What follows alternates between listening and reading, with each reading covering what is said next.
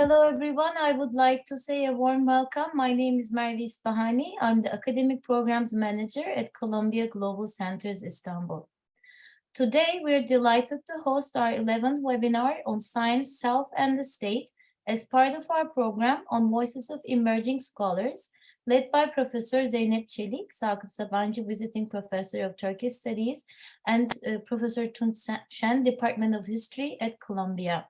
We believe in the importance of creating ongoing scholarly conversations on global scale, and we cannot at this point wait to hear more about the research of our guest speakers today.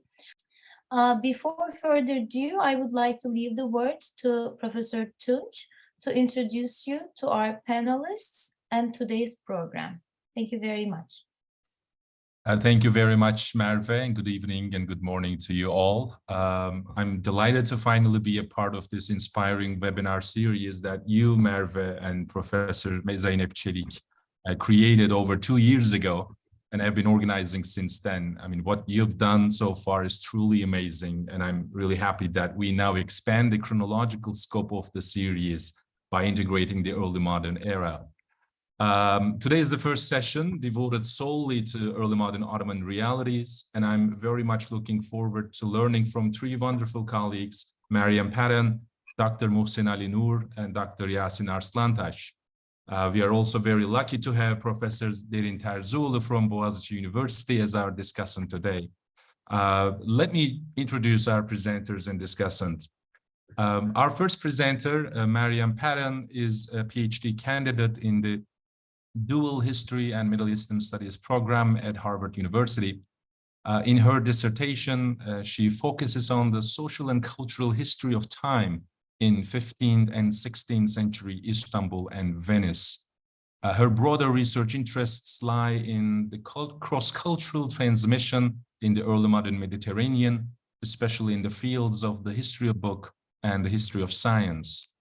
She received her MPhil degree in European history in 2016 from Oxford University, where she was an Ertegun scholar. She had her BA in history from Princeton, and many of you know her, I'm sure, from her wonderful contributions to the Ottoman History podcast. Our second presenter is Dr. Mohsin Ali Noor, who just started this fall teaching at Johns Hopkins University as an assistant professor of history. So congratulations, Mohsin, on your new job. Mohsin was born and raised in Lahore, Pakistan, and received a BA in history from the Lahore University of Management Sciences. He later received his doctorate in Near Eastern Languages and Civilizations from the University of Chicago this year, actually. His current book project, tentatively titled Cosmic Sovereignties, the Embodied Turn in Ottoman Religion and Politics, explores the transformation of early modern Ottoman religio-political and religio-social thought and practice between the late 16th and early 18th centuries. And our third presenter is Dr. Yasin Arslantaş from Eskişehir Anadolu University. Yasin obtained his PhD in economic history from the London School of Economics in 2018, and he received his MA in history from Bilkent University in 2013. Specializing in social and economic history, broadly defined, Yasin focused in his earlier work on religio-political discourse, political economy of confiscation, and religious conversion in the Ottoman Empire. Among his current interests are the production and dissemination of useful knowledge and the rise of mass education in the late Ottoman and early Republican periods. And finally, our discussant, Professor Derin Terzioğlu, is currently an associate professor of history at Boğaziçi University. She received her PhD from Harvard University in 1999 and has published numerous important and inspiring articles on early modern Ottoman religious, cultural, and intellectual history.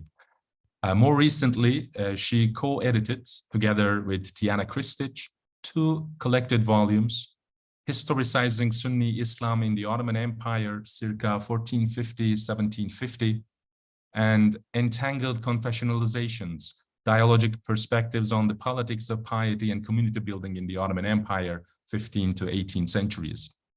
Professor Terzioğlu is also one of the editors of Brill's Ottoman Empire and its Heritage book series. But thank you, Professor Terzioğlu, again for generously accepting our invitation to serve today as a discussant.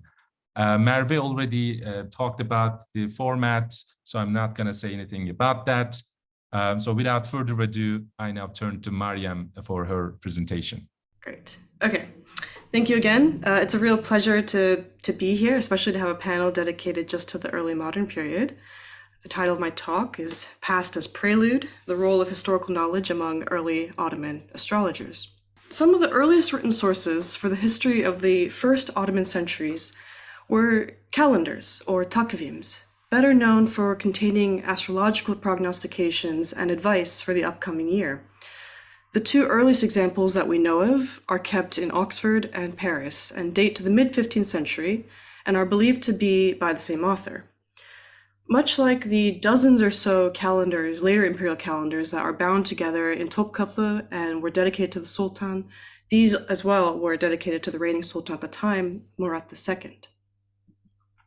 What I find interesting about these manuscripts in particular, and historical calendars in general, are that the astrological content and the calendars, the tables, which you don't see here yet, occupied only a third to a half of the actual codex. The first pages of these works were devoted to historical chronicles, dating as far back as Adam, and charting the progress of empires, rulers, and major events up to the day that the text was copied out. Osman Turan noted that these texts have often been ignored as sources of history because the catalogs merely referred to them as calendars. Turan was one of the first to notice that these calendars could actually corroborate or even fill in certain gaps that chronicles from the Beylik period were lacking. He discussed their linguistic features, their potential to ID certain figures who were unidentified, and other sort of extra fill-in-the-gap material for the Selçuk and Beylik period. But for the most part, he completely ignored their astrological content. He was really only interested in the chronicles for their potential to shed new light on the first centuries of Ottoman history, and he especially didn't care about any of the sections in the beginning of the chronicles about the prophetic period and the pre-Selçukid era. He coined the term tarihi takvimler, or historical calendars, and to me, this is a little bit redundant, this nomenclature. At least that's sort of part of the argument I'm trying to build in today's talk. As I explored more and more of these manuscripts that fit this model of being a calendar, I found many examples that contained this historical section at the beginning that he referred to as tarihi, either in the form of tables or prose, as in the one we saw earlier.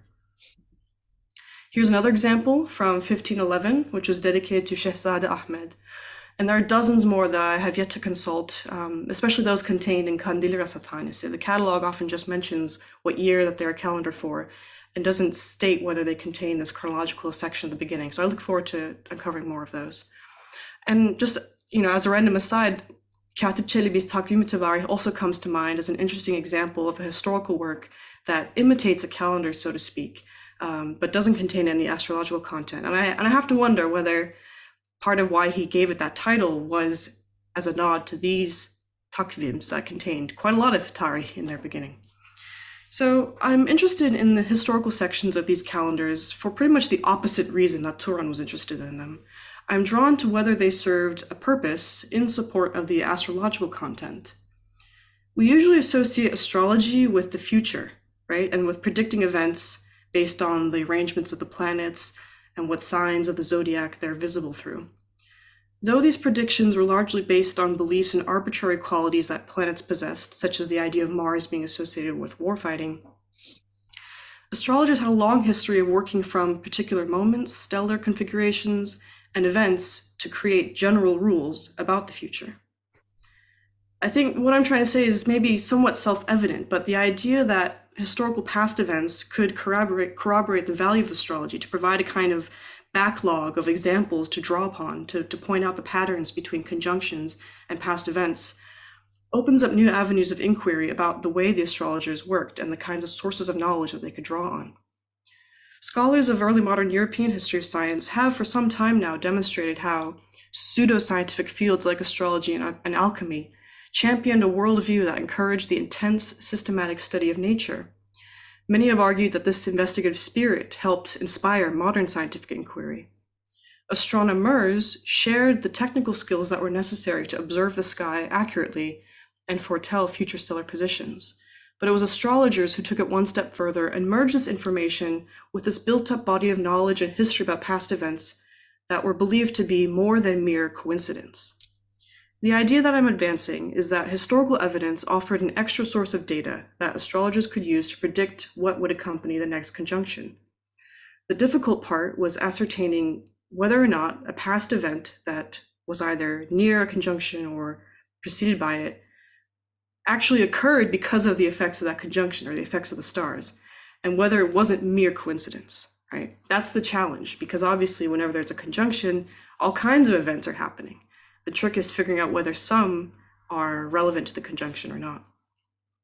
So the astrologer's task, like the historian, is to sort of look at the past and see, like, okay, which of these are actually important or meaningful. If we look back at the Oxford manuscript, the last pages of the historical section before you start getting tables of astrological data focuses on Murad's reign and contains details about events that happened. He makes a note in particular about the position that Virgo was in when Murad ascended the throne, and he uses this to explain Murad II's proclivity for fun and entertainment. On the one hand, you could argue that this is merely the astrologer explaining retrospectively why Murad was the way he was. But if astrology bears any kind of explanatory power whatsoever, then it serves to reason that this is also a kind of historical record for a future historian or astrologer to say, hey, next time the sun is in this, the sky's in this particular arrangement, whoever ascends the throne could be like Murad, or wait to ascend the throne before a certain time so that they don't end up like Murad, right? That's the idea here with chronicling these kinds of data. This is a slightly later example of a calendar dedicated to Murad III, which further illustrates the importance of really fine-grained chronological bookkeeping. Here we have, I hesitate to call this a table, right? These are like chains intertwined that lists not only the lengths of years for the durations of the reigns of prior kings and rulers, but also the months and the days. This is incredibly technical, but also tedious and very chroniclesque. And I wonder if we encountered this kind of table in a historical work that had contained no astrological content, would we think about it differently? Would we take it more seriously than we do this text, because the rest of this manuscript is dedicated to prognostication? These are just a small handful of manuscripts I've selected to illustrate evidence for my argument that astrology and history were linked. If we turn next to the literature on the classifications of the sciences, and Taşköprüzade in particular, we also find subtle but a very clear argument for the importance that history bore for the study of astrology. In Mevzuatul Ulum, Taşköprüzade divides the study of astronomy into no fewer than 23 subfields, and he groups the more astrologically minded sciences together. Although he is careful to highlight that astrology is never far from doubt and conjecture, Taşköprüzade notes the great care and interest that peoples of the world have shown towards astrology and towards calculating the times that notable events occurred, like the invasions of Alexander, Genghis Khan, and Timur. He discusses conjunctions and how often each one occurs, listing their year numbers here. He also notes, however, that one should not bother studying all the great battles and events of the past, because the true information of the prophetic hadith is enough, for the purpose of predicting future events to the ends of time. In Taşköprüzade's eyes, we see again that history provides the raw data of how such events coincided with planetary conjunctions. He simply tempers the predictive power of history by suggesting one should limit one's pool of data to the events foretold by the hadith. For a science so concerned with forecasting events in the future, this characterization is awfully reliant on the past. That's sort of the view that I'm trying to advance. The first time I began to suspect a link between history and astrology was not through these calendars or Taşköprüzade. It was because I began to notice more and more examples of historians who dabbled in astrology or astrologers who in turn wrote historical works. A notable early example is Miriam Çelebi, who came from a very prestigious line of astrologers and astronomers. And according to Taş Köprüzade, who was his student, Miriam Çelebi was skilled in the historical profession. Unfortunately, I've not been able to identify whether Miriam Çelebi actually wrote any historical work. So if anyone in the audience knows, that'd be fantastic. We also have the example of the Shaykhul Islam and historian Kemal Paşazade, who reportedly composed an astrological work, Risale fi Tanjim. But it appears the only witness we have for this text is in Jeddah, so I'm putting that one on hold for now. Slightly further afield in Egypt, we have the notable example of Ibn Zumbul, whom Robert Irwin described as a man who wrote about the past, but earned a living by foretelling the future. He wrote several works in geomancy, cosmography, astronomy, and geography, some of which were translated into Turkish. But his main historical work, Kitab-i Infisal, is an account of the Ottoman conquest of Egypt, and it includes a seemingly eyewitness account of Selim's entry into Cairo. It's quite vivid and written as if he were there.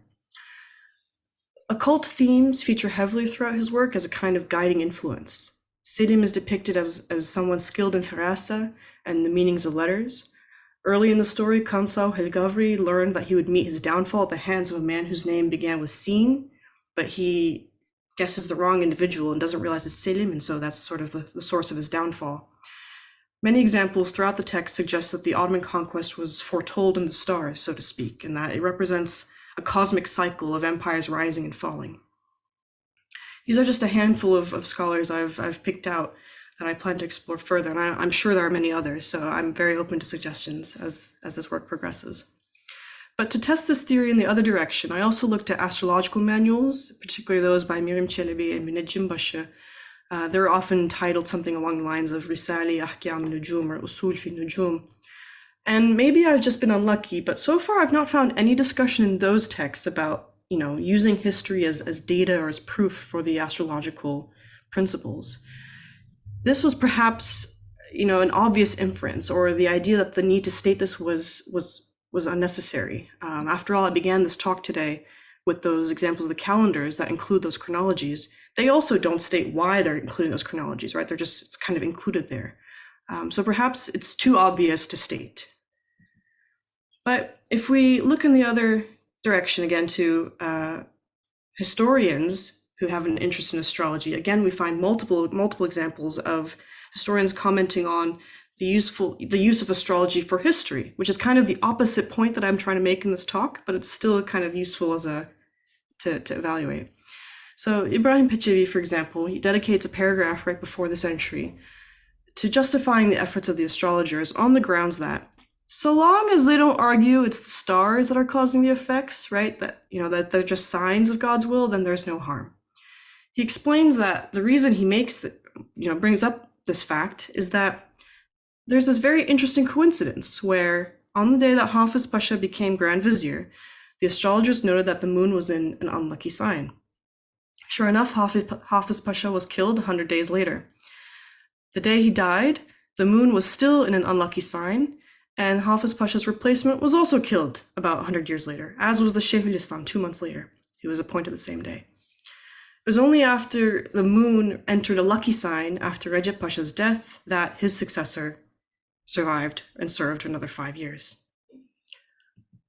As another example, let's turn to Naima, whose interests in astrology were also well known. And in an early section of his history, or what we can call, Naima Tarihi, he lays out a kind of philosophy for how the historian should act. He should be honest, not gossip, should evaluate people fairly, and above all, should write clearly. But the 7th item in his list of advice was that the historian, if he is skilled in ilm ahkam, ought to provide information about future affairs and record their signs in order to make their significance apparent.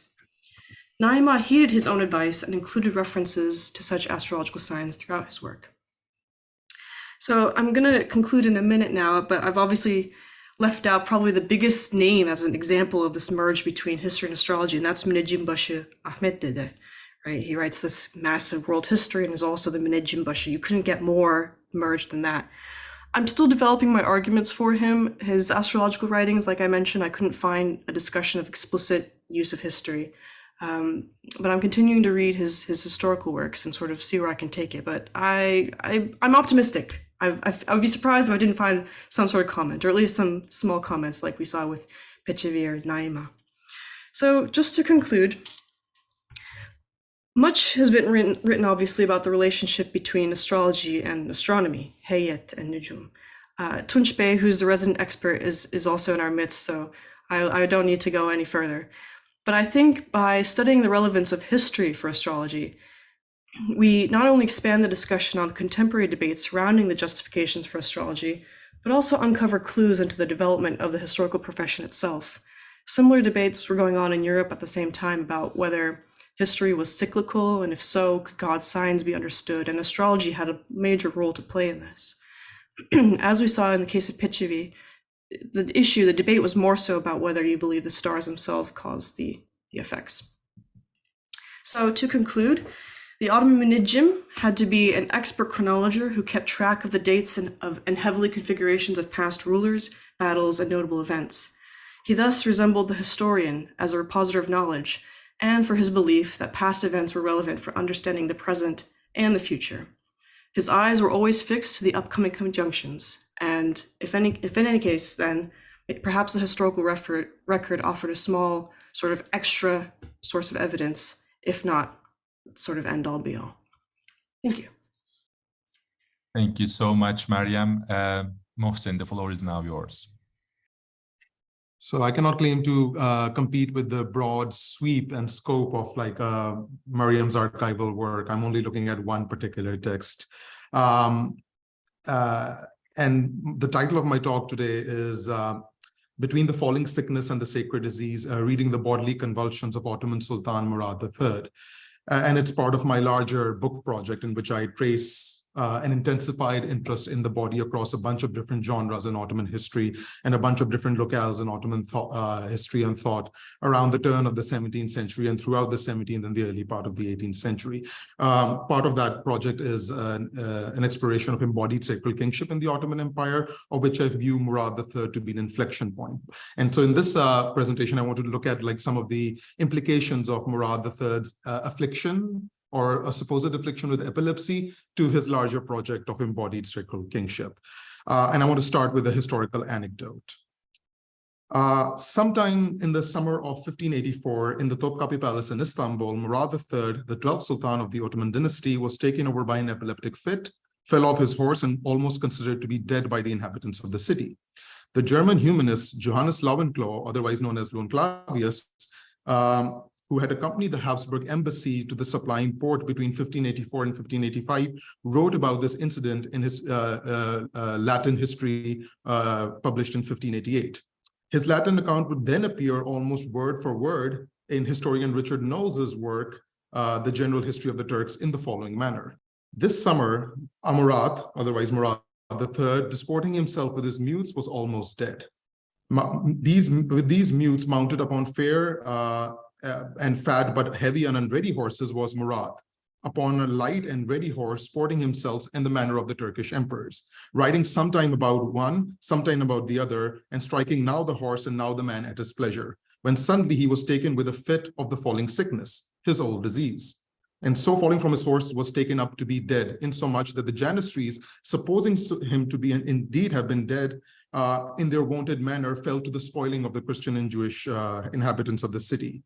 And then it goes on to describe how like the Aga of the Janissaries was then like restrained them. And then because there was a rumor about Murad III's demise, there was a counter response from the palace to kind of parade Murad III in front of the Hagia Sophia as having indeed been alive and no longer afflicted with epilepsy. So it goes to show that if this account in Knowles and Lohnclavius is correct, rumors of like Murad's affliction with epilepsy were prone to leaking out of the confines of the palace and creating a febrile atmosphere in the Ottoman capital. Yet this was not the only time that Knowles mentioned Murad III's affliction with the epilepsy, which he dubs, as I showed, the Sultan's old disease. In fact, he mentions it several more times and even cites it to explain why Murad, at the outset of this 1578 campaign against the Safavids, was determined not to go himself in person with his army, but to instead send one of his worthiest captains instead. In the same way, Salomon Schweiger a German Lutheran theologian and Habsburg diplomat who resided in Istanbul between 1577 and 1581, also noted that Murad was possessed by terrible epilepsy and therefore preferred a silent, calm life far from people's view. Such an approach also was like, or such a rumor was also not just the figment of foreign imaginations. Mustafa Ali in The Essence of History is also in an addendum that he wrote titled the Tranquility and Repose of the Ottoman Sultan, also talked about how there were rumors of Murad's affliction with epilepsy. But then what he did was using a letterist analysis of Murad III's name, he said like, oh, actually the Sultan was inclined towards rest, and the fact that he was afflicted with epilepsy was not true at all. But the very fact that this was a thing that was percolating out into the world tells us that it was a concern that people were positing at this time. While one could potentially add more accounts to those above, one need not actually go to sources produced outside the Topkapi Palace itself for confirmation of Murad's affliction with the disease. A portrait of the Sultan as an epileptic man readily emerges from a text produced under the direction of the Sultan himself, and which provides a unusually intimate window into his inner psyche. The Kitab al-Menamat, or Book of Dreams of 1591-92, a compilation of the Sultan's dreams and visions that he sent to his Sufi mentor Shuja Dede from between 1574 and until the latter's death in 1588, is replete with visual, olfactory, auditory, and somatosensory hallucination, paranoid thoughts, and feelingness of one with the divine that are nominally associated with experiences that index symptoms of post-ictal, interictal, or pre-ictal psychosis associated with epilepsy. So we don't actually need to find more like evidences historically. If we actually go in and read this text, which is actually a very detailed and intimate look at his inner psyche, we see experiences that are indexing a kind of psychosis that happens before the onset of or after the onset of an epileptic seizure. And at this point, I am risking disenchanting my own historical interlocutors in this way, but as a historian, I feel like I need to put it out there. More baffling for the historian is the inclusion within the text of oniric and visionary episodes where the Sultan is suddenly overtaken with fits and convulsions and falls to the ground. That is to say, these are the oniric narrative renderings of grand mal seizures. All this creates a historical puzzle, since to openly advertise one's affliction with epileptic seizures was to quote dangerous scandal. As Ozgen Felak has shown, Ottoman medical treatises and religious texts suggested that it arose from the influence of jinns, evil spirits, and black magic. Moreover, it was believed to have been contagious disease that could also be transmitted through demonic forces. It could also be marked not only of profound misfortune, but also of sin and wickedness. Murad therefore had ample reasons to hide his fits and convulsions and hallucinations. The question then is, why did he choose to detail his various episodes publicly and in some detail? As I will go on to demonstrate via a close analysis of the Book of Dreams, the range of possible readings to which a convulsant body could be subjected in the early modern period were not confined to the negative. Quite the contrary, the falling sickness could also be rendered as the sacred disease. It could be interpreted as divine presence as opposed to demonic possession. As such, it could even be a boon for a monarch like Murad, who reigned at the time of mounting domestic unrest, protracted warfare on two fronts, and epileptic anxieties attending to the onset of the Islamic millennium. And this was the time which was compelling novel experiments in the articulation and projection of Ottoman kingship. Before we proceed to analyze how Murad's epilepsy relates to his embodied sacral kingship, we have to ask two essential questions. Why the body of the Sultan, and why this particular Sultan?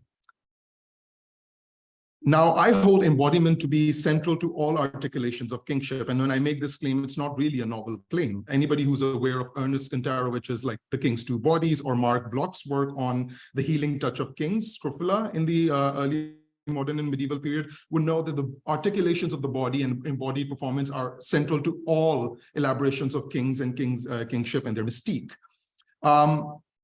But I also feel like it's part of the very genre of kingship. In this, I follow Aziz al-Azmi, who notes, the languages of power are various. Some are tactile, involving direct action upon bodies and subjects alike. They take the form of special dress, of ordered ritual movement and accoutrement, decoration, and the spatial temporal disposition of bodies and other objects in a space specially circumscribed. So it's all, I feel like it's almost part of the very definition and very genre of kingship, that when sovereignty has to express itself, it has to express itself through primarily bodily acts.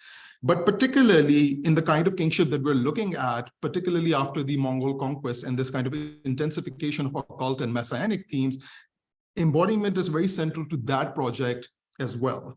And here I am particularly in conversation with the work of Asfar Moin, who argues, in a fundamental sense, the discourse of messianism was about embodied forms of sacral authority. It prophesied the coming of a savior who would end the era of injustice and chaos and usher a new one of peace and righteousness. This correction was supposed to take place, moreover, not primarily by doctrinal reformation or revival of religious law, but rather by sheer physical presence, the thaumaturgical body of the messianic being. To put it another way, in a literal and thin sense, the messianic myth was a prophecy about the coming of the savior or the millennial being. But in a descriptive and thick sense, it simultaneously invoked a series of interrelated cultural meanings of embodied forms of sacral authority.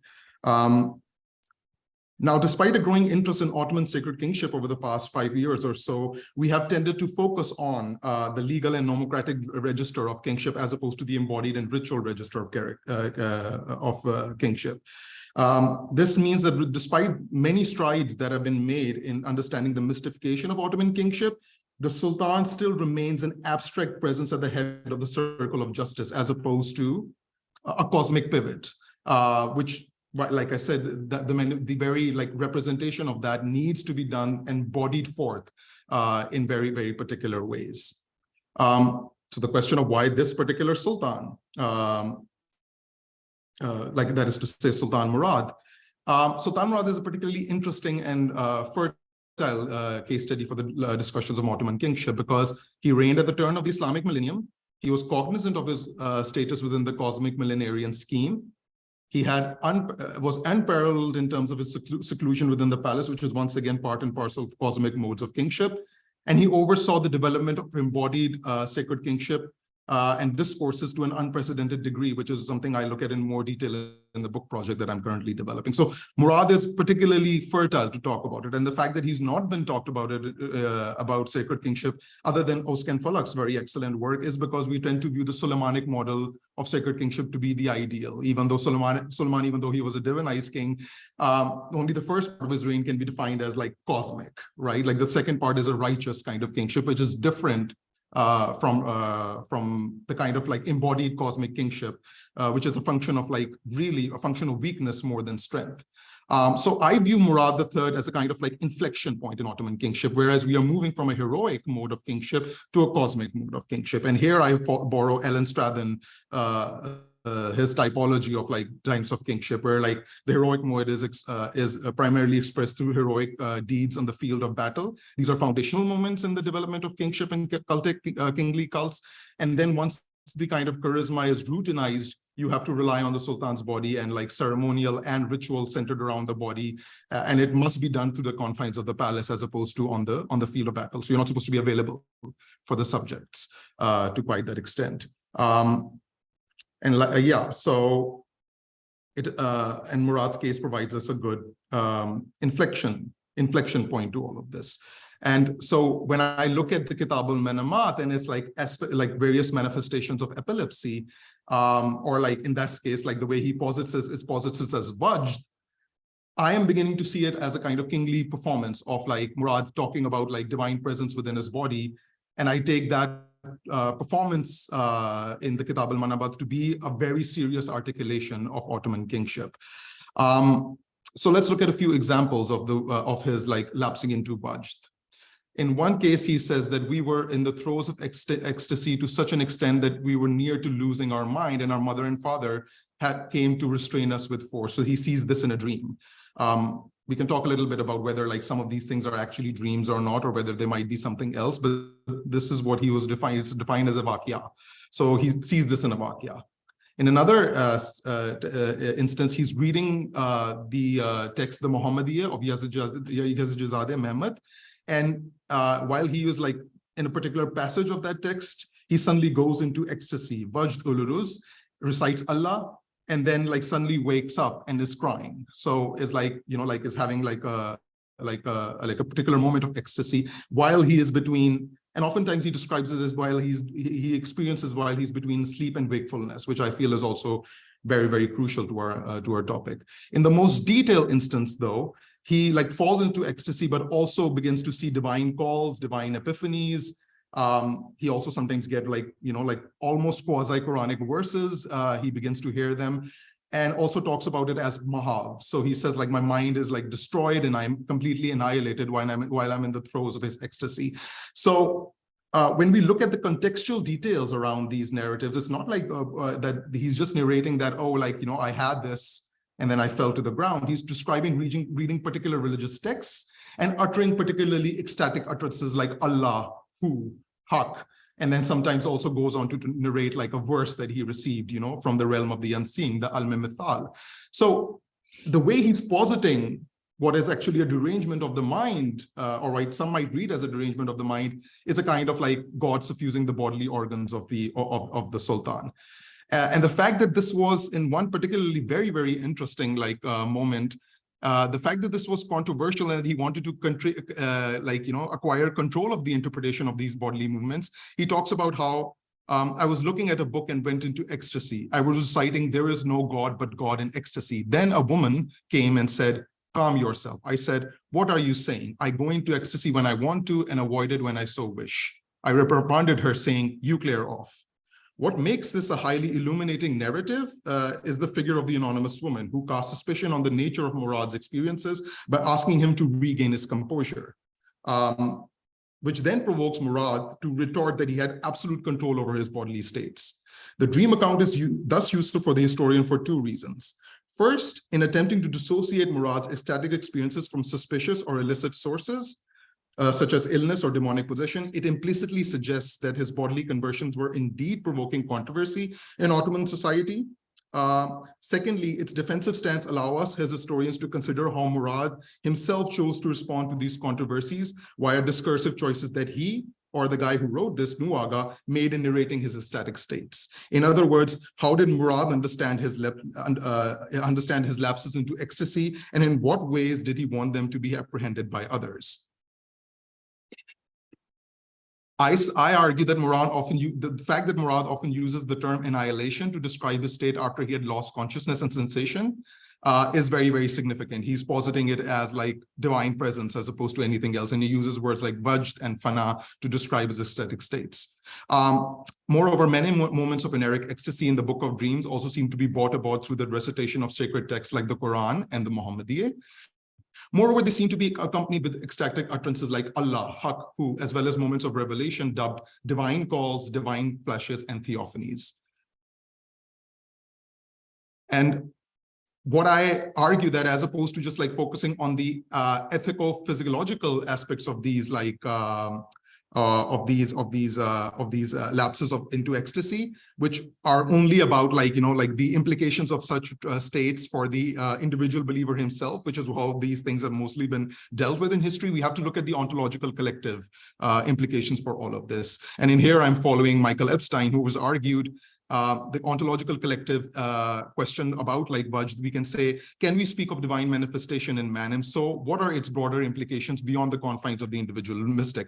What is the significance of this manifestation in terms of ontology and the nature of between the human and divine? Does the mystic through whom God reveals himself to the world enjoy special privileges, perhaps in relation to the sacred law, which Murad does claim? And what unique status does the mystic hold in society and history and the universe as a whole? So I'm saying that instead of just looking at like Murad's, this implication of Murad as a pious sultan, the fact that the king is doing this, the fact that the king is talking about his ecstatic states, this is a significant thing. And when we talk about kingship, these performances should be at the very forefront of our understanding of cosmic kingship. So in conclusion, I argue that Murad posits his epilepsy as an epiphany or his falling sickness as sacred disease. And in so doing, he takes a potential political conundrum and turns it into political opportunity to develop his brand of embodied sacred sovereignty. And I argue that it is exactly this kind of sustained need for focus on the body of the ruler that we really need, so that we can make our conversations around Ottoman sacred kingship and its performance more and more pointed, and we can begin to see kind of inflection points which were obscured, or I feel like have been obscured, in favor of the nomocratic register, which is what the Sulaimantic ideal gives us primarily. Thank you. Thank you so much, Mohsin. I now turn to Yasin. So my talk is going to be about the depictions of the Qizilbash and or the Safavids in the 16th century Ottoman historiography. And what I will do is actually, I will focus on the core parts of my paper, which is actually a long paper, which is about how Ottoman chroniclers, mostly the writers of Selimname literature, portrayed the Qizilbash with an attempt to define the self-image and the other. If time allows, I will also link this to broader debates on state formation. So I want to talk very briefly about the context of this study. So right after the Safavid state was established in Iran in 1501, starts a fierce rivalry between the Ottomans and the Safavids. And this rivalry, of course, it has religious, political, and economic dimensions and culminated in many wars during the next 2 centuries. But the religious dimension was probably the most obvious one, as Shah Ismail had declared Shia Islam as the official religion of the state. And the 2 states fought in the Battle of Chaldiran in 1514. Selim, who had just been out of a dynastic struggle against his brothers, now shifts his attention to the Safavid question, intermingled with the Qizilbash, the domestic Qizilbash question. And he gains a victory in this war, which puts a stop to the Safavid expansion towards the east. And fueled by many campaigns, including the subjugation of Islamic Holy Lands, Selim's reign was cut short when he died in 1520. And curiously, towards the end of his reign, a spatial genre of historical writing, namely the Selimname, started to be written. And these were narrations of Selim's life and deeds. So I'm not going to go into the details of that, but there's an ongoing debate on what motivated actually these writers of 24 Selimnames.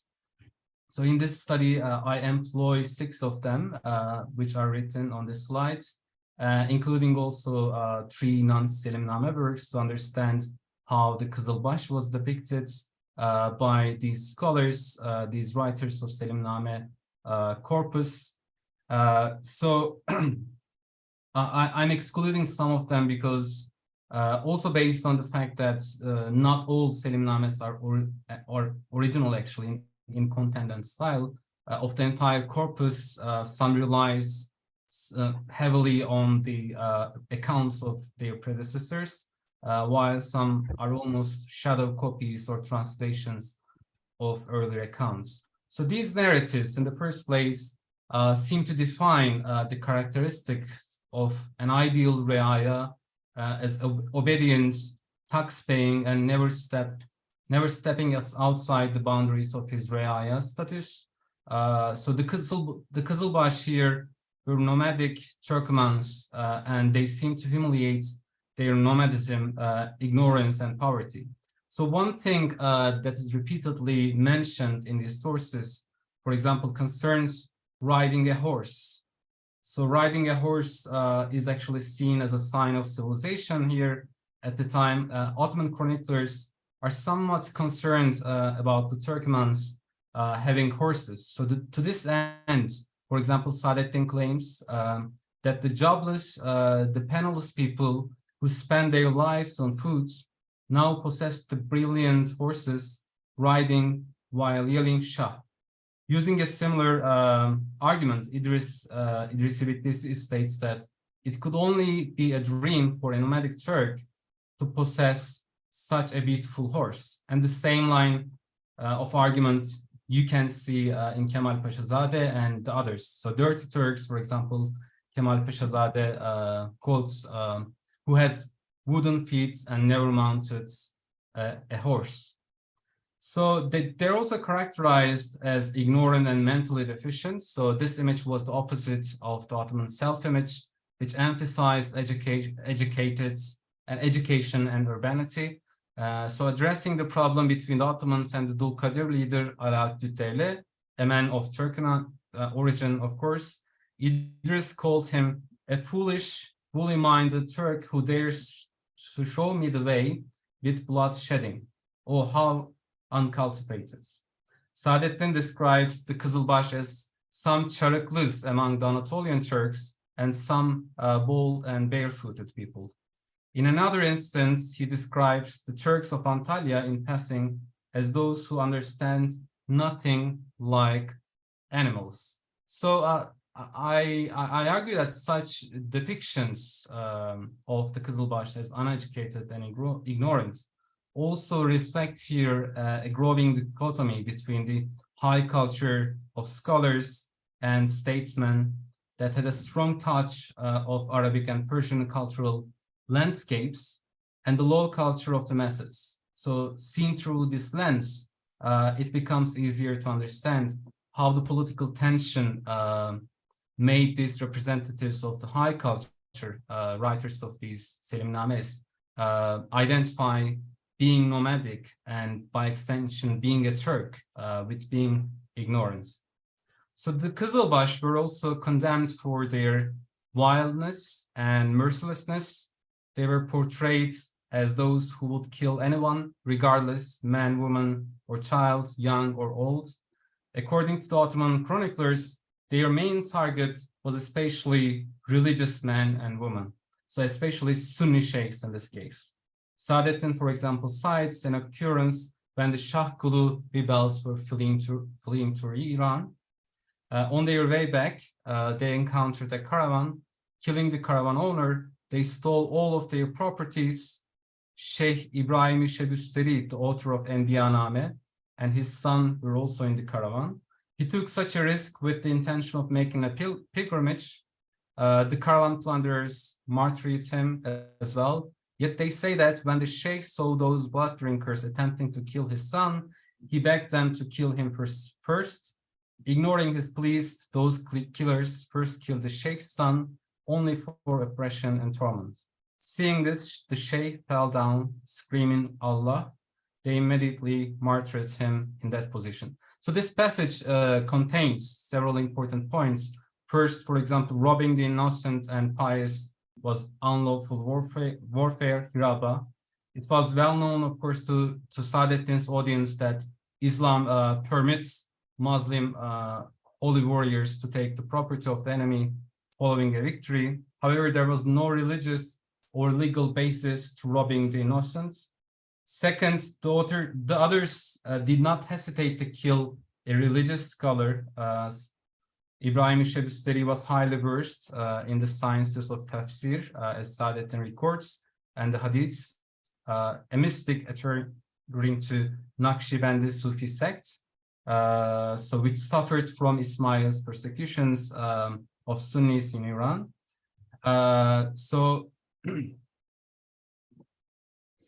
Yes, he also presents Shah Ismail as cruel. Saadettin, for example, explained the ruthlessness of the Shah by saying, this deviant, ugly-faced Shah killed his birth mother, who was the daughter of Hasan Han, because she attempted to divert him from the path of heresy and cruelty.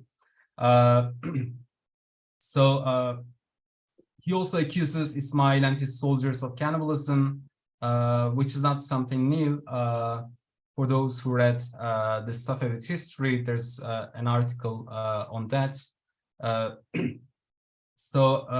Saying that he was actually ordering his soldiers to eat the bodies of Alaaddin's two grandsons who had been captured and killed during the campaign against the Dulkaders. They were also contrasted with the self, who were presented and civilized. So they emphasized that those suffering from the cruelty of Ismail were fleeing to the Ottoman lands. Idris, for example, indicates that most of the innocent in danger were asking for the mercy of this dynasty that grants them plenty of livelihoods. So here also Selim is depicted as someone punishing towards the cruel and mild against the victim. So the opposites, a dichotomy actually has been created between Sultan Selim, Shah Ismail, and Shah Ismail.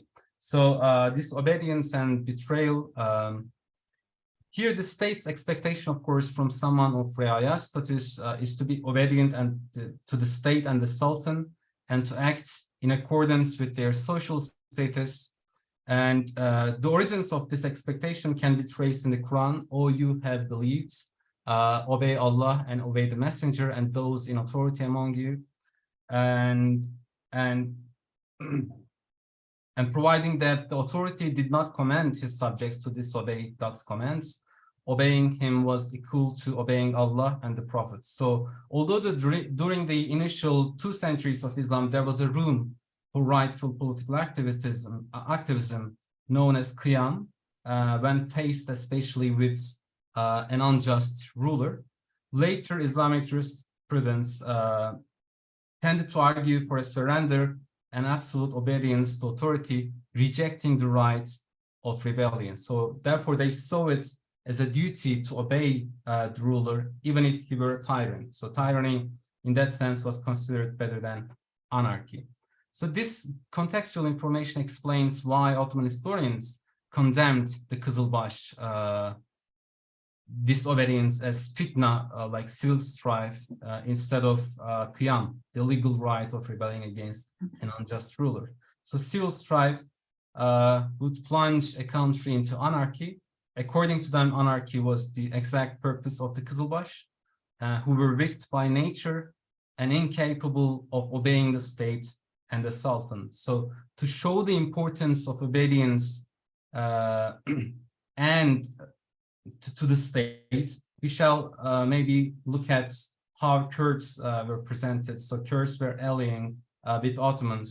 Idris, for example, praises their obedience, saying that pure faith Muslim community subject to and in compliance with the Sultan in the duty of fighting against the Qizilbash. So another actually comparison here between the Kurds and the Turkomans.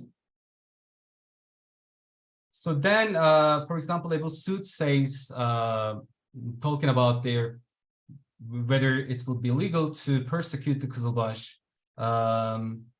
quoting that their persecution is legal for 2 reasons. One being they are having brought swords against the soldiers of Islam, so fighting against the soldiers of Islam, Bagilik, and the other being they are infidels in many respects. And Saadettin also talks about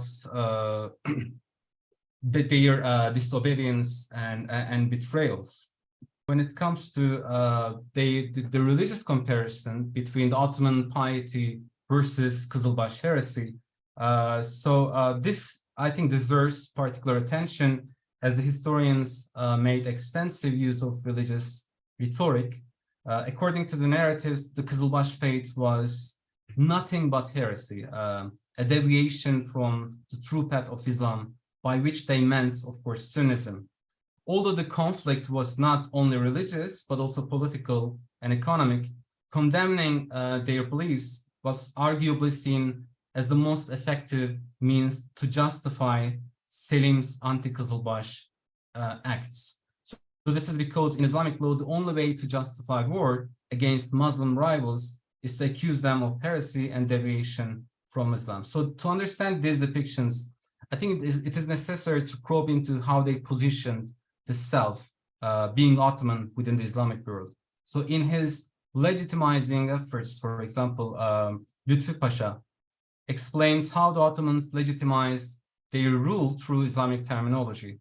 According to him, some Sunni Muslims worthy of the throne owing to their pure and uncontaminated religion had risen since the prophets and the 4 Orthodox caliphs.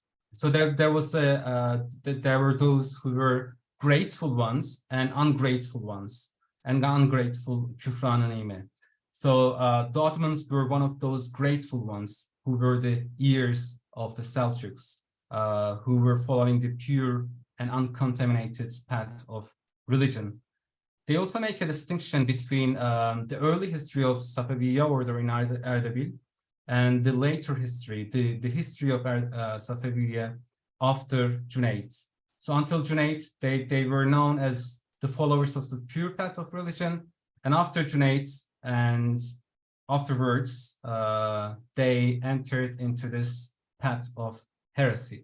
And they talk a lot about, you know, different type of illicit acts, disparaging mystics, the prophet's companions, the four initial caliphs, the three initial caliphs, sorry, and even the prophet himself, not praying, destroying the mosques, attacking and firing on the graves of important religious figures, killing Sunnis, drinking alcohol, fornicating, and even homosexuality, actually. And Ismail is presented as someone who was actually encouraging his soldiers to have homosexuality. So in one of his fatwas, Kemal Paşazade summarized these illicit acts. So I'm not going to, you can just have a look, and I will skip this one. So also Ismail, also important to Ottoman chroniclers, Ismail was not only accepted as the reincarnation of Ali, but also God's manifestation in human form. So in their critique, they referred with sarcasm, for example, to the Battle of Chaldiran, which Ismail lost against Selim. They say that, how could a demigod lose a battle against a mortal? Also with a bit of sarcasm, Lütfü Pasha says, as he foresaw that he would lose the battle, Ismail told his soldiers that the 12 imams would come and save them, right? And to them, Qizilbash faith was not even Shia Islam. And what was it then? Idris claims that it was actually a type of Zoroastrianism, right? So they were worshipping fire, the Qizilbash, and that that's why they were wearing those things on their heads. And it was that they were worse than infidels to these chroniclers. And Celalzade quotes, they pursue a worse and more heretical path than the infidels. The infidel's sin is only the acts of attributing partners to God and dirtying the clean water of religion. They oppose the Quran and the prophets. They want to spread the teachings of the Bible. They damage and despise the religion of the prophet. Inasmuch as that community, the Qizilbash, is not likely to give up the way of heresy, vowing not to do it again, they are worse and more deviant at all points than the sinful infidels who will go to hell. So Idris then concludes that we should defeat them first, because that's what they have done, also referring to early Islamic history. That's what they had done after the death of the prophet. They first fought against these fake prophets who were emerging after the death of the prophet. So it can be applied to the Qizilbash as well, they say. So there's also this discussion between, you know, whether it would be mubah or farz, permissible or obligatory, to persecute the Qizilbash. To most of them, it was at least permissible and necessary, if not obligatory. So they make lots of other remarks, such as, you know, plundering their slaves and obelisks is permissible, but you cannot really marry them. Their children are bastards. You cannot eat what they slaughtered because it's not halal. This one still, this weave still persists among the Sunnis of some Sunnis of Anatolia. So, you know, to see the persisting impact of these religious rhetoric. And actually Selim married Ismail's wife to Tacizade Cafer Çelebi, although it was not something permissible. And Saadettin at the end of the 16th century tries to explain this tries to legitimize this, saying, why not? They have no religious marriage contract, so their marriage is not valid. Ismail liked and married that woman when she was the wife of one of his commanders, right? So this explains, this is quite telling, actually. So to conclude, actually, that's one of the purposes of my study, to link this story to broader debates on state formation. So when we look at these narratives, we see that they share similar structure, content, and narration in their depictions of the Qizilbash, right? So I think the short-term implications of this kind of depiction would be legitimizing the fight against and persecution of the Qizilbash first, although also clearing the name of Sultan Selim from his controversial deeds, like, you know, killing his father and fighting against Muslim states.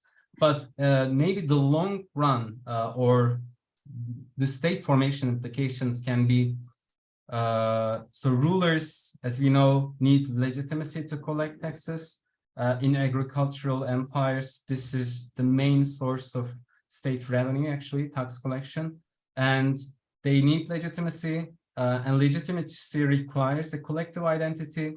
And I will argue, actually, in more detail, that this collective identity was created, or this kind of depictions of the Qizilbash in the 16th century contributed to the creation of this collective identity by creating the self-image and then differentiating it from the self-defined other.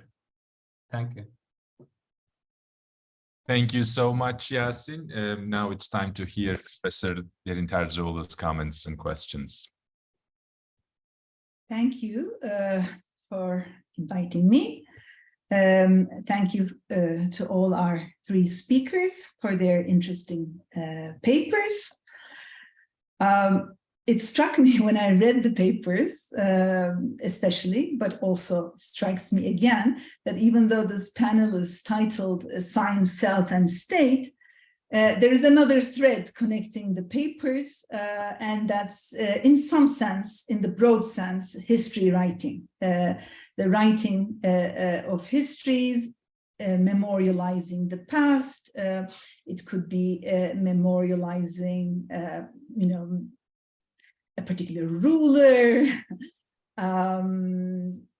events in the you know, events in the life, let's say, of a polity, a monarchy, or the dream history of a monarch. So what did it mean in the late medieval and early modern Ottoman world for people to memorialize the past? And what uses did these narrative renderings of history have in the larger scheme of things? So it seems to me that this could be a common thread, and not that there has to be one, I understand, between the three papers. Also, I think the papers in different ways suggest new ways of reading and thinking about Ottoman historical narratives and about the Ottoman practices of memorializing the past in narrative form. So it's partly about what the Ottomans did with the past, what it meant to them. And then it's also about what we can do with the products of their efforts. In what different ways can we read them in dialogue with what kinds of texts, with what kinds of questions, etc. Obviously, historical narratives are a corpus of texts that Ottomanists have long mined to collect all kinds of information, if you like, data about Ottoman history, be it political history, military history, you know, history of revolts. So in that sense, social history, environmental history, even if you're looking for, you know, clues about, all kinds of epidemics, plagues, etc. There is also by now a well-established, vibrant tradition of reading Ottoman histories as complex textual constructions to understand the mentalities, the patterns of thought of diverse groups of people who lived under Ottoman rule. So some of the earliest studies that come to my mind would be the work of Kafadar and Gaza, the work of Fleischer and Kanun and bureaucratic consciousness, the works of Peterberg and Tezcan on changing conceptions of the state in the 17th century. So just to put it in a context, in the wider context of historiography about, the Ottomans in what we call now the early modern era, it seems to me that Maryam Patton's paper can perhaps be seen as an example of a third strand of scholarship that's emerging. This strand of scholarship, if it may be called that, inquires into the meaning and uses of history writing itself, the act of history writing in this period. Basically this question, how do we relate to the past? How do we think of the relation? What is the relationship of the past to our present, and in this case, the future, and vice versa? Specifically, she draws our attention to the deep connections that existed in the Ottoman world between the act of history writing and the act of making predictions about the future via astrology. I thought it was very, very interesting, and made me think of this connection, which actually I had not thought about at all. So I have a couple of questions for Maryam. In a sense, they're all about the direction in which she'd like to go with this research. So I hope they're not all directions in which she would not like to go, but basically one question I would like to know her answer to is the social context of this astrology in the service of history writing and history in the service of astrological prediction. What was this, can we do, is there a social context to all this? Was this a phenomenon unique to royal and courtly circles? If not, what are some other circles, milieus, if you like, institutional, social contexts in which you would see people engaging in, history writing and prognostication, and looking from one to the other. So I would be curious about that. In other words, did the stars did the zodiac only, give clues about more or less important people, royals and grand viziers and whatnot, or did people? I mean, we do know that history writing did have a wider scope than royal chronicles. So I'm curious as to whether, this astrological dimension has any relevance for these more humble or at least non-royal, non-courtly histories. So that's one question. Then another question is, I was wondering whether you were considering exploring how this, connection between history writing, history as a sign, as a I don't know, ilmi tarih, I guess, as a body of knowledge, and astrology. I was wondering whether you were interested in exploring how this connection looks from the perspective of readers, readers of these, calendars. Do we have any clues? Again, I think the two questions could be connected, perhaps. Yeah, do we have any, I mean, obviously we know something about where these calendars were preserved, who reproduced them. So I'm just asking about, maybe codicological clues about, the wider engagement, social wider engagement with these kinds of texts. And then third, very broadly, are there any changes over time in the use of, history writing, or informed by astrology? Yeah, I mean, do you detect certain periods in which, astrologically informed histories were more prominent, and then, or do you see a demise? Or, I mean, it does not have to be a unilinear development, but that would be my question. To go in order, another very interesting paper by Mohsin Ali Noor, and one that's quite close to my heart in many ways.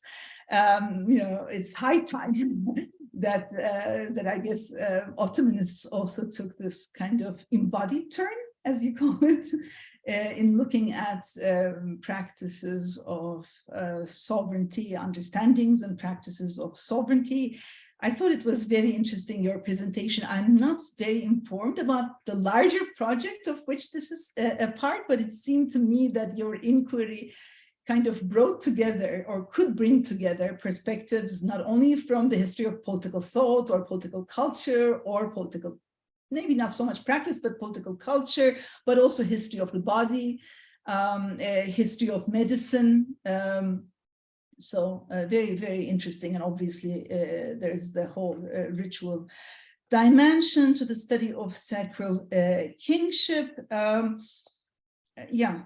So I read and also listened to you with great interest. So again, maybe my questions are kind of going to lead in a direction that might not be of so much interest to you, but nevertheless, these are the questions that I had in mind.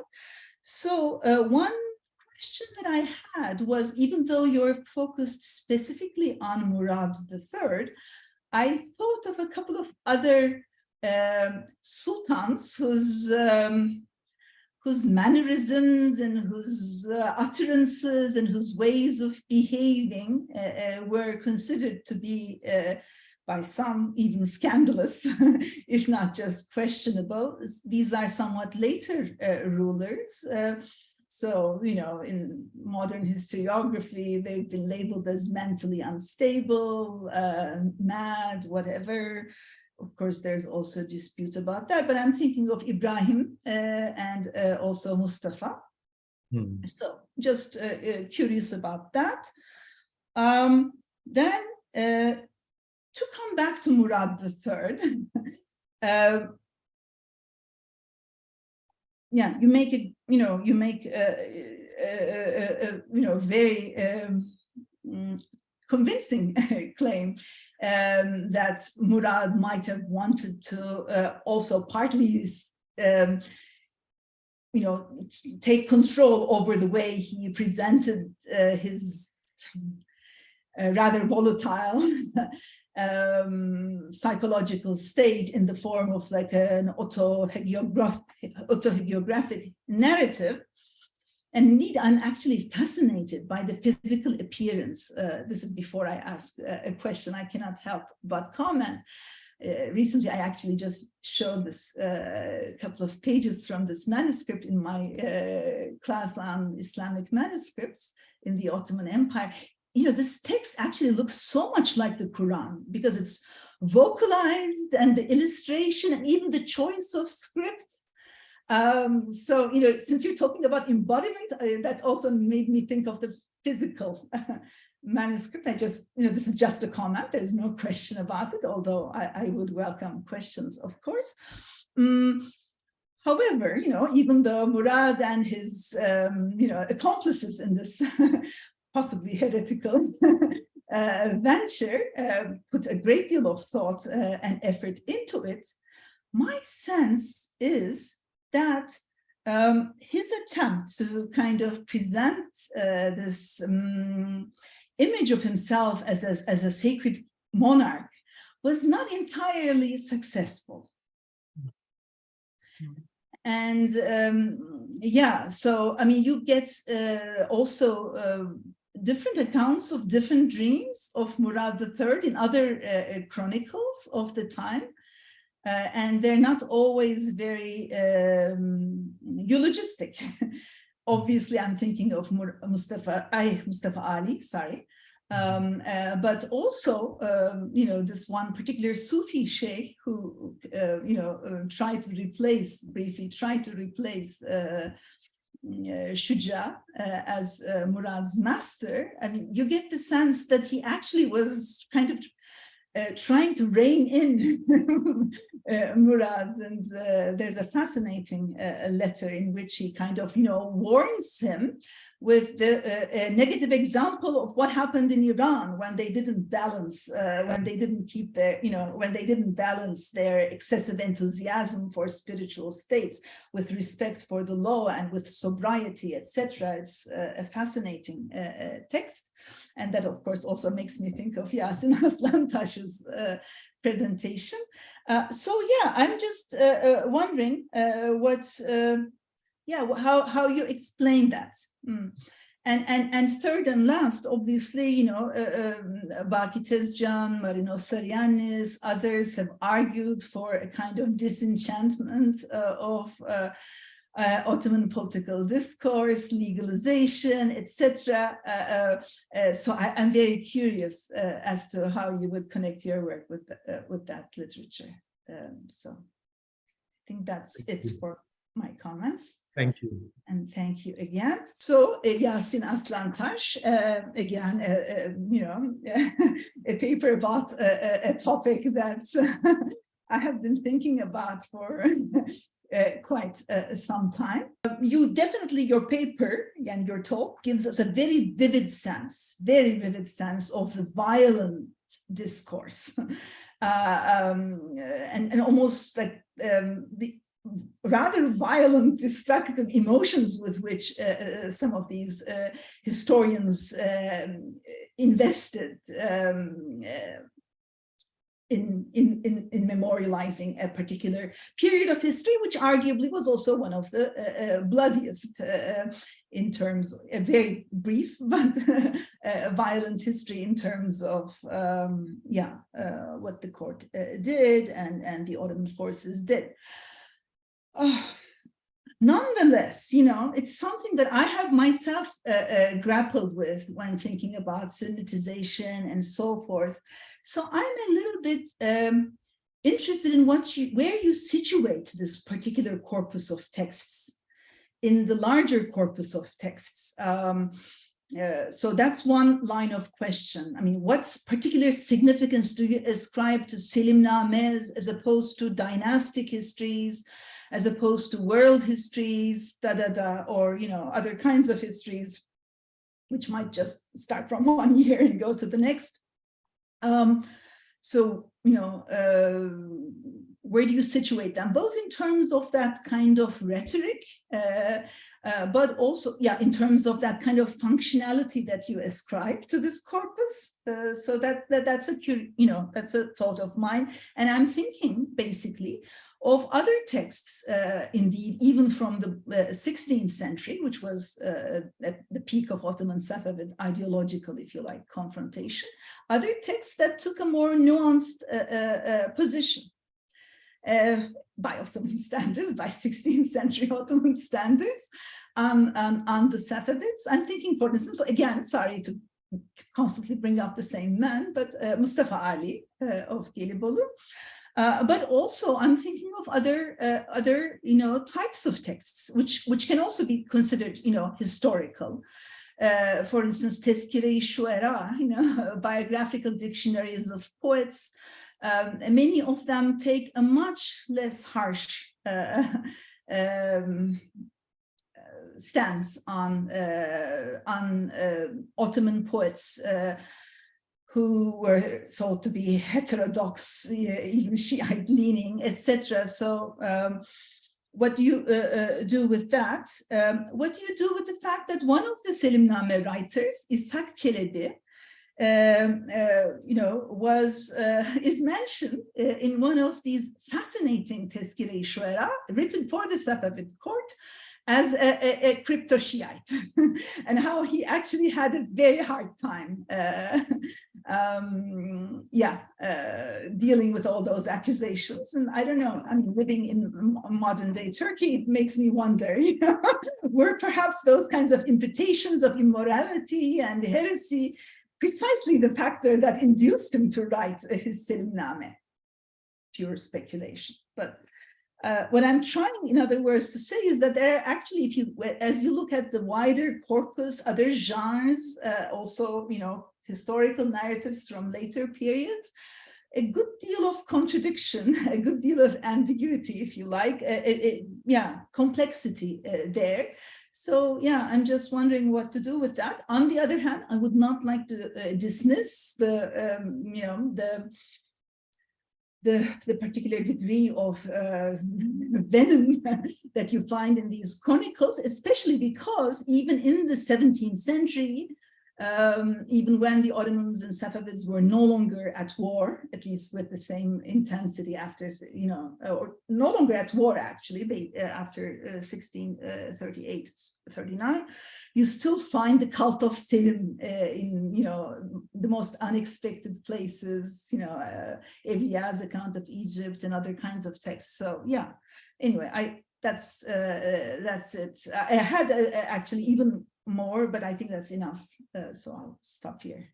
All right, Maryam, let's start with your response. Sure. I'll try to address them briefly. I think 1 and 2 about the social context I can kind of merge, but the short answer is absolutely. This sort of concern for prognostication and calendar work and sort of just being able to, have a clue about what's going to happen in the future extended well beyond just the imperial elites. However, the kinds of takvim I've been looking at with those very ornate introductions and histories, those are limited to the Sultan and then the other higher ranking positions in the state. And that makes sense because they're usually written by official minijim or their retinue. But I don't think that means they didn't exist for others. And I'm actually writing about this very subject for another conference where the Ottomans were kind of special for having, the official Munejim Başı, this chief astrologer, employee of the state. This office was founded before the Vakar Nevis, the official chronicler, very high ranking compared to other, contemporary states at the time. But it reflected a very widespread interest amongst people in general. And if you look at sort of simpler astrological literature, especially Melahim literature, which began as sort of prognostication manuals for battles, but then became, or that Ruzname, which took on like agricultural qualities. There are tons of surviving manuscripts, and they're written in plainer Turkish. They clearly were read by much wider ranges of social classes. But I think a clue as to why we don't maybe have as many of these ahkam literature that predict the upcoming year for an individual is because they were designed to only be valid for a year. In fact, I do, in my notes somewhere, I have an example of one of these calendars prepared for someone who doesn't appear to have been, a sultan or a grand vizier or a qadi. And it's very clear, like, oh, this is only valid for a year, right? And that's, I think, one reason why so many of these texts haven't survived. The ones dedicated to the sultan, of course, they survive because they contain chronological value, they're beautiful. The examples I could show, like multiple colors of inks, but for the average Joe calendar, after that year, what's the point of keeping it around, right? That's the reason why so many of these calendars, even though they're so widely produced, so few survive. So yes, the short answer is everyone was interested in astrology, not just the sort of highest figures, individuals, but you were kind of limited by your, I guess, skill in reading, whether you owned a physical calendar or you just went to the astrologer to ask him a question, right? That was the much more common way in which popular astrology disseminated was to go and ask an astrologer, what does this mean? Or when should I do that? Things like that. And those records survive less frequently for the same sort of book historical reasons. And for the last question, in terms of changes over time, For sure. I mean, you see differences in terms of numbers of sort of astrological literature produced during certain sultans who were more inclined to believe in it versus others. I haven't looked beyond late 17th century just because I'm only interested in the early modern period, but I just know from looking at catalog records, the frequency of calendars in the early 18th century, and then beyond with printing, right? Printing takes on a whole new level of these ahkam literature. Similar concept there, but at this stage, I haven't looked further enough into the future to tell you. But I can say, if you look at there's like one particular codex in Topkapı that gathers a lot of these ahkam calendars for the 15th and 16th century, and you just like scroll through them, you can see shifts in like very, very ornate, and then they get simpler and simpler and simpler. The later ones are much simpler, so there's definitely a kind of aesthetic quality that's lost, I think, in the later literature. I haven't really evaluated why. It's just like a kind of hunch based off of just literally scrolling through about 400 pages of very vibrant, colorful tables coming down to just black and red at the end. So that's the short answer there, but it's something I'll investigate further for sure. Thank you. Thank you so much, Professor Terzioğlu, for these absolutely insightful questions. There's some things that I've really wrestled with as I go and take my project forward. And particularly want to highlight first and foremost your observation how the manuscript actually looks. Not only is it like completely vowelized and it's written in thuluth, the fact that when there's a Quranic verse that it's mentioned, it starts with one of those red dots that say, and in the middle of that red verse, Murad interjects his Turkish or sometimes his mangled Arabic as well. So I actually, I disagree with the scholarship that this is a hagiography. People call it a kind of monarchism. I see it as a kind of like new dispensation and new scripture for the new millennium that he was inaugurating, which means that it's much more significant than we have like been led to believe. It's not just about the persons, like I said, like they're like ethical, psychological, it has ontological collective implications. But as you pointed out, Murad III was not very successful in getting this project to take off. And yet there is a moment where like, and particularly this goes to your point about later sultans, it becomes significant. The fact that he was the person who turned the Has Odası into a shrine for relics, which then becomes like a regular part of Ottoman like ceremonies, and Gottfried Hagen is coming up with new research on this, in the importance of relics. And like this his period kind of really starts the kind of process of imperial seclusion within the palace. There is, even though his example himself is not an example that people necessarily follow, he is part of an inflection point, I feel, in Ottoman kingship. Even though we do see examples of Murad IV going out and like, like partaking in campaigns, the fact that they curate hunting grounds in which they practice kingship, the sovereign exception to kind of kill, and take life at their own will, all of these are part of the kind of like ritual of kingship that is now we're seeing at an inflection point. So Murad himself is not very successful, yet he is at the head of this inflection point, I feel, in Ottoman kingship. So absolutely, I feel like, like you hit, with this first comment about like what the text actually looks like, you hit the nail upon the head. In terms of mannerisms, I am currently looking at like other examples that can furnish. I am looking at, particularly right now, I'm only looking at particular genres.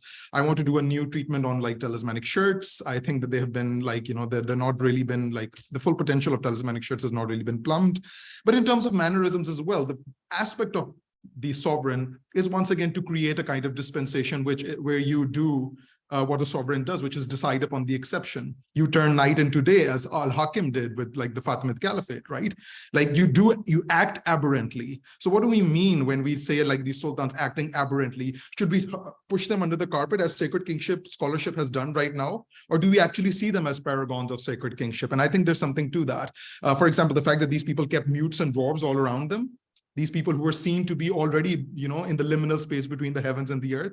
This is also an aspect of embodied, ritualized kingship. If you as a pious Muslim went to these courts, you would not recognize a kind of like nomocratic Sharia ideal. You'll see these very aberrant things of the sultans, like entertaining themselves with mutes and dwarves and like, having disciples. Like Murad had disciples. Murad was like, his palace at that point was known as a Khanaqah itself. Like we will not recognize it because once again we've been taking the examples of kingship from completely the wrong sources. I feel like the nomocratic sources are important, but they're only just, as Aziz al-Azmi has argued, just one register. And Ottoman kingship also was not moving in a unilinear direction. I feel like there's a glissando almost. Sometimes there's an emphasis on the scriptural discursive, and sometimes there's more emphasis on the performative and embodied. And one aspect of my project looks at this kind of like royal performance, and then I look at Muhammad's body and saintly bodies in other contexts and bring them together as a kind of like big moment. And to that point, I don't think like there's been a disenchantment. I think that's completely wrong. People have like tended to argue that like there is a kind of increased transcendentalism, and the immanent aspect of religion has kind of like goes away, even though there is that transcendentalism, I feel, yeah, with the Qadizadalis who were also kind of like overplayed in some ways. But there's also kind of like, I feel an occultist impulse that comes up, not so much with, if we look at when we look at the 17th century crisis in particular, we see an intensification of interest in the body. We see an intensification in the rise of prayer books with active talismans in them. We see an expansion of hagiographies, and we see an expansion of, like I said, embodied forms of sacral kingship. So I think the entire, like, you can see a certain kind of disenchantment happening in the 19th and early, like 20th century, but that's a later moment. In the 17th century, we don't quite see that. We still see that otherworldly sovereignties that can be accessed through the body are still very much there. These meta persons, as Marshall Salim called them, are still very much there, and Ottomans are actively appealing to them, which is why when we write histories of the 17th century crisis, which is the contextual kind of domain of my work, we have to view like the ways people went about the delicate business of living, and not just what the extent of the crisis were, of the crisis was. How did people appeal to otherworldly sovereignties at times of need? And that completely removes, and even like, you know, Europeanists now are talking about the fact that actually there was no disenchantment at all, even in the 19th, 20th century. Scientists like, you know, Marie Curie was like part of occultist networks in the early 20th century. So that's my 2 cents on it. But thank you so much. I really enjoyed those questions. Okay, I think it's my turn. Thank you, Derin Hocam. I think that my choice of these texts, you know, rather than other texts which will have a more nuanced portrayal of the Ottoman Qizilbash and the Turkomans, relies on the fact that you know, my focus here is I think at the Selimname literature. If I'm doing it correctly. So I employ a few more sources other than Selimname, so non-Selimname works. So the fact that I employ those extra sources, I think is the reason I don't mention the Selimnames in the title of my work. So maybe, I don't know, maybe I should have done that. But the main idea is to understand, I think, the opinions of Selimname authors rather than others. So in a way, I'm not arguing that this is representative of all the histories or chronicles that were written in the 16th century. So in a way, what I'm trying to show is that these Selimname authors had a clear purpose in mind, which was to legitimize both Selim himself and any past or future wars against the Qizilbash. So it was also a way of legitimization of the Ottoman dynasty in a way, if you think of Selim's controversial deeds. So when I think of where it situates in the wider set of histories of the 16th century, I feel like it is showing the anti-Safavid and Qizilbash at the most extreme. And these extreme views, like in maybe micro-historical approach, it's not micro-historical, of course, I'm not focusing on one single unit, but these extreme views were produced by those who were either paid by the government or those trying to win the favor of the Sultan or the dynasty for maybe future official posts. So there's also a political dynamic, political economic aspect of it, I guess. So maybe I guess one way to overcome the problem that you mentioned is to include, so correct me if I'm wrong, include those nuanced views and compare them with these most extreme ones. I think that way maybe my work can also be more nuanced. Thank you very much. We have a few questions from our audience. One for Mohsin. I think you also answered this question, but if you want to expand on that a little bit. One question is about Murad III's account of his epilepsy. I'm reading the question. I assume he writes about what he has been told, since he wouldn't have any recollections of his own epileptic convulsions. Have any of these original medical observations survived? And if so, are there major discrepancies between them and Murad's elaborations? We do not have any evidence of any kind of anything by way of medical reports of Murad. And yet it's important to bear in mind that we have to kind of now with this newfound understanding perhaps of that these were epileptic auras, we have to revise whether these were dreams at all, right? They must have been, they could have been a lot of them happened between sleep and wakefulness. And that is a particular aspect of epilepsy. Sometimes it happens when you're rousing from sleep, and you can have ictal psychosis happening as you wake up from sleep, and there's brand new research that has spoken about that. And epileptic auras particularly sometimes can be recalled with great amount of lucidity. So if anybody's read Dostoevsky and read The Idiot, Prince Mishkin, who is the central figure in Dostoevsky's novel, relates his epileptic auras with a great degree of sensitivity and detail, and Fyodor Dostoevsky was able to do that to a great extent as well. So it's not that he was not able to recall this. I feel like he was, and the fact that these are written in very simple Turkish and sometimes have mistakes all over means that they weren't that curated. So they were written in a very fine way, with, as Professor Terzioğlu mentions, but we don't really see a very good process of filtration which would necessarily happen in narration if somebody had heard it, or Murad had heard it and then he would remember it and recall it from memory. These were being written by Nuaga, who was the script, but under, I think, Murad's direct guidance. And I think he was able to recall quite a lot of them. And the kind of somatosensory hallucinations of being touched and the lightning flashes, those stay with you once you have an epileptic aura. Obviously, not all epilepsies are the same, but this is temporal lobe epilepsy, where you can't recall what you happened because they're happening between consciousness and wakefulness almost. So it's not like it would have happened and he would have forgotten. Can I have a very quick question just about this, Mohsin? I mean, is there a deliberate use of terminology for those particular experiences of epilepsy? Because as far as I remember, Murad III or whoever wrote down that text uses particular words, whether it's a waqa or a ruya or a dush, before the experience itself. So maybe you can correlate certain words with certain experiences.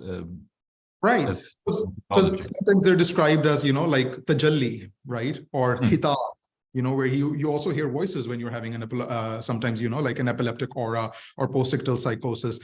And yet sometimes I feel like the way what people describe that as is like a dream or a tajalli or an ilham or a nida, they are not actually that. Sometimes, Murad describes a particular dream as a dream. And when he describes the actual narration, he says, oh, I've had this dream before. I've had this experience of Vajra before, but then it was clearly a dream. And right now what happened was clearly not a dream. And yet it's described as a Baqia. So then that makes us question whether what we've translated as dream is in fact an occurrence more than a dream itself, And he oftentimes, it says it's happening between sleep and wakefulness. So this is a kind of question. Why call it the Book of Dreams if it's full of visions, right? And if it's full of these multi terms that he describes. And when he describes the actual bodily states, he calls them Vajd, Mav, Fana, I was like Aklam Zaya, that kind of stuff is, he's literally couching it in a Sufi epistemology. It's not a medical epistemology. So I think the use of terms is very, very important, and the headings are very, very important. But right now I have to not been able to trace, as Özgen was also not able to trace exact parallels. I had a very long conversation about all of this with her. It's a very difficult text to kind of get through. Thank you. And we have another question for Maryam. Was astronomy a major scientific field during Ottoman times? Did scientists from other empires, from Ottoman scientists? Any examples you can share? Thank you. The short answer is that yes, it was a major scientific field, insofar as you had a very large body of scholars writing astronomy, in the service of state or not. Some teaching in madrasas. There's a lot of debate about the extent to which astronomy was taught in the madrasas. But on the whole, it's hard to say that it was anything but a very large, source of scholarship for the Ottoman Empire. As to whether scientists from other empires learned from Ottoman scientists, this is a tricky question because it gets at the fact of what's considered an Ottoman scientist. So for the early centuries of the Ottoman Empire, when the empire was just being established, you had a lot of examples of scholars from non-Ottoman lands coming to Istanbul to help create this sort of set of institutions to then in the future, be an Ottoman institution in that sense. And so if we don't, we shouldn't just say we shouldn't mean Turkish when we say Ottoman scientists. So it's a tricky question to answer. But yeah, you had lots of scholars after that sort of initial setup move to Istanbul to either study or work there because they knew that this kind of, there are opportunities to do that kind of work. You also had, I already mentioned how the Ottomans kind of poached scholars from East Central Asia, for example, to come and set up shop in Istanbul. And so that example of Ali Kushtu comes to mind as a scholar who wasn't Ottoman in the sense that he wasn't born in the lands of the Ottoman Empire, but then moved there and set up shop, established his own schools, Sahni Saman. And I mention him because he's an example of a scientist that, for example, I assume you kind of mean European scientists, right, when you say other empires. He's an example of a scholar that European scholars wanted to read, right? When I have some research on sort of the printing presses in Italy that were printing scientific works, Arabic scientific works. And in their notes, they're always talking about trying to get copies of books by Ali Kushtu and Ulugh who preceded him. But I think what your question is getting at really is sort of were there any Ottoman inventions, right, that were new and novel? There are some in astronomy in particular, like Taqiyuddin, who helped establish the Istanbul Observatory. We know of some of his instruments that he sort of devised for that observatory that were unique in that sense, that they were invented by him. They haven't continued to be relevant for modern astronomy, but that's sort of an anachronistic view of history of science that, is not really what historians of science today are trying to answer. But yes, short answer, yes, there is a vibrant culture of astronomy, but maybe not so much, one specific thing you could point to as being still useful for modern scholars today, right? That's a different question. So I think that's all those points there. I wish we had more time to continue the discussion, but we already went over the time allocated to us. So I would like to apologize those who posted their questions on the Q&A box that we can't really address them right now. And I'd like to thank again to Can I say one sentence? Yes, go ahead, Maryam. Okay. But one sentence. Okay. One sentence about the laws of nature. They date to the ancient period. They're not modern, right? The ancient Greeks were kind of the ones who established the major laws of nature relevant for this discussion, mediated, let's say, through the medieval Arabs. So there you go. And on that note, I'd like to thank all our presenters again for their engaging presentations and to Professor Derin Terzioğlu for her insightful comments. So let's close out this session, and we'd like to see you again in the spring semester for our next 2 sessions.